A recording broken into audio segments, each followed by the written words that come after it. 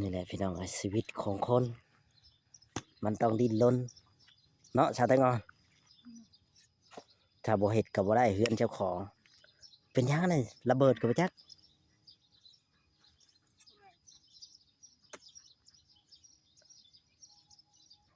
โมเมนต์แล้ววะรอนี่รอหน้ากับหน้าชีใกล้เคียงอยู่ครับ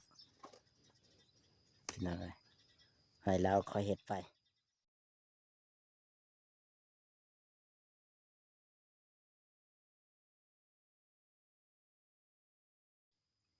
เนาะทางบ่จ่อยก็ได้พี่น้องเลย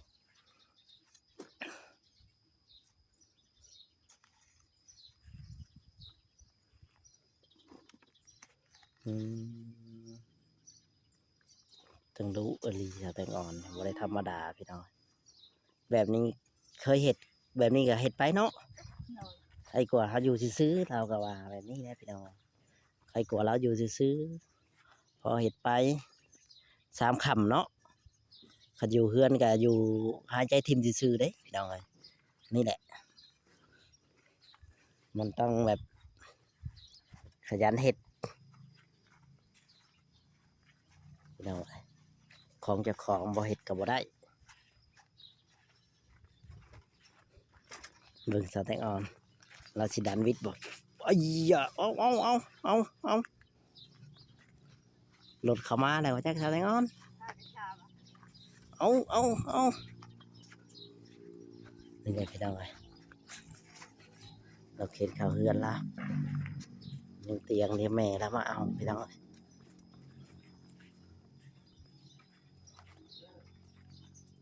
นี่แหละอืม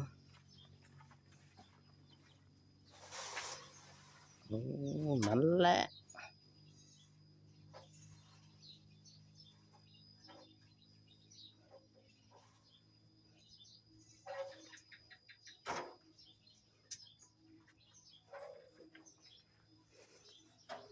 เจ้าไปนี่เจ้าก็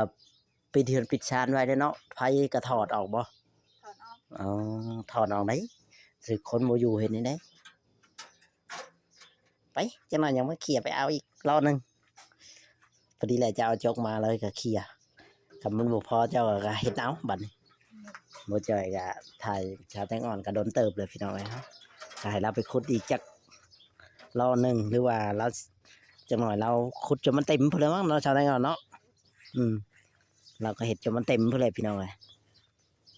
ก็พาเราไปให้เราไปเพราะว่าทางบ่จ่อยก็ สิไปเบิ่งเราขุดเรายังอยากมาคิดเราอยากเคลียร์อะไรพี่น้องแต่ว่าเราก็ให้เราใส่อีกรอบหนึงให้เราไปเคลียร์บัดนี้เคลียร์มันเพียงหรือว่าจังไดเราก็ขุดใช้บัดนี้พี่น้องเราบ่อันนั้นก็มันขาดเท่าใดเฮาก็เบิ่งเอาเนาะซะได้ก่อนอืมนี่แหละพี่น้อง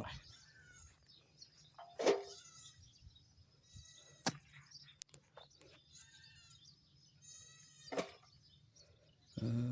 มเฮ็ดแบบนี้แหละพี่น้อง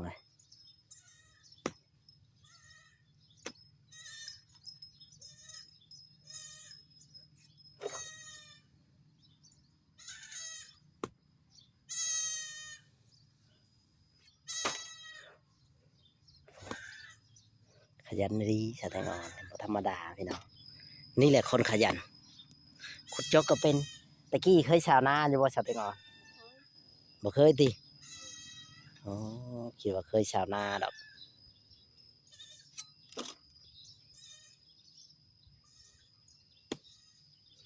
นี่แหละพี่น้องเนาะ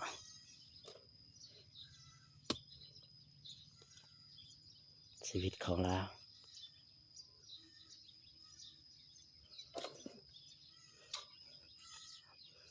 ออกกำลังกายจะถึงอ่อนแห้งมัดเดี๋ยวจักจะได้ก่อน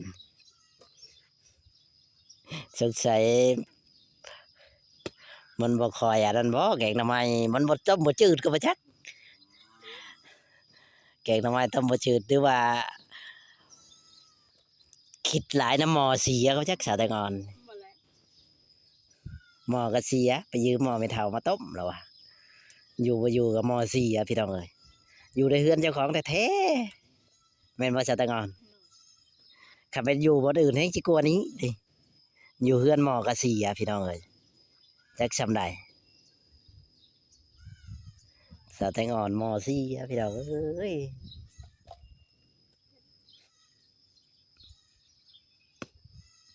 นี่แหละชีวิตคนหมอเสีย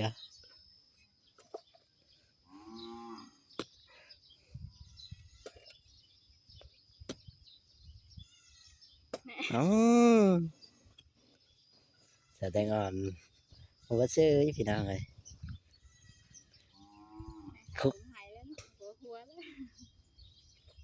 ขุดเอาละแล้วนี่เดี๋ยวก็เตะขุดเอาจะนี่แหละพี่น้องเอ้ย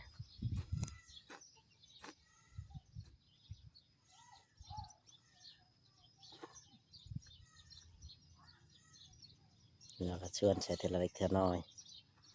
มันยังได้เป็นนั่นพี่น้องเอ้ย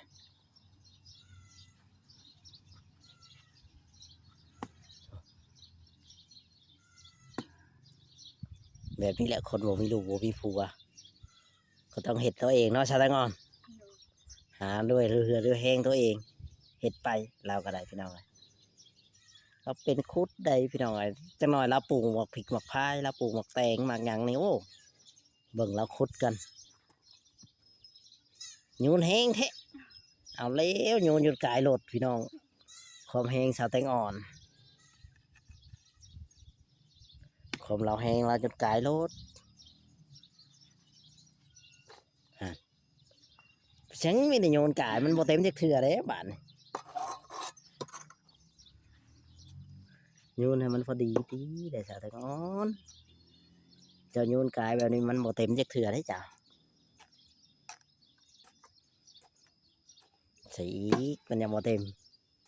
คนแห้งอยู่บัดสิใช้น้อยโอ้ยใส่จักอันนั้นก็เต็มเลยจัก4-5 ส่วนฝุ่นไม่ได้อยากโยนทิมไก่ เพราะมันไก่ได้ คนมันขยันไก่เด้เอ้าขุดกระถือได้แต่แตงอ่อนเอาแล้วพี่น้องนี่แหละพี่น้องเลยขุดใช่ไหมให้มันเต็มนะมันแห้งแดดนี่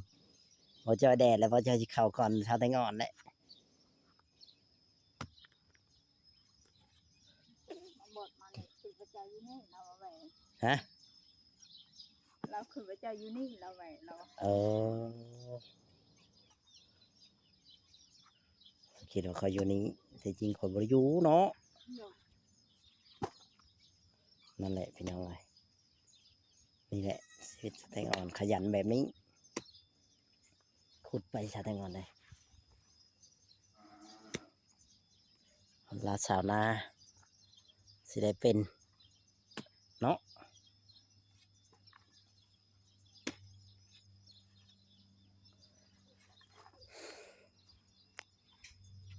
นี่ใส่อย่างนี้นี่ก็พอเลย ต้นเขาหลัก หยัง อย่าละอย่าละ พอแล้วโอ้ไปพอแล้วไปเห็นในไหนบ้านนี่กันหัวก็เป็นยาชาหัวก็มีเนี่ยล้างบ้านนี่ ร่างเลยดิ ฮะ ร่างแล้ว ใช่ว่าบ่ได้ล้างหัวจักเทื่อได้นี่เนาะถ้าบ่มีถ้าบ่มียาชาหัวบ่จอยซื้อมานี่บ่ได้ล้างเลยชาแต่ก่อนว่าเป็นได้ไดได้ล้างหัวเลยฮะมีแฮงอืตะกี้บ่ได้ล้างบ่ มือมี มันบ่มีแต่แล้วเจ้าหาได้เงินบ่ซื้อมันเนาะมันบ่พอได้ซื้อบ่อ๋อมันบ่พอได้ซื้อได้พี่น้องเอ้ยล่ะว่าไปเคลียร์ตอนนั้นเลยยังไงเข็นไปได้บ่บัดนี้ ได้ จกไปชั้งในกระเป๋านะเงินบ่ บ่ ห่วยแค่เงินเนี่ยเอามาไหนสิเติมน้ำมันรถมือนี่ ไก่เฮาให้สิคนเจ้าไว้อยู่นครเฮา ขอได้สิบ่จอยบ่ได้มีเนาะเจ้าไปทำงานเนี่ยไปไปใช้หาแต่ไปนี่ไปให้เจ้าตากแดดทุกวัน บ่านี่แหละพี่น้องเลยเราเชิดรถตกคณาบัดนี้แหละ อ๋อ เอ้า ง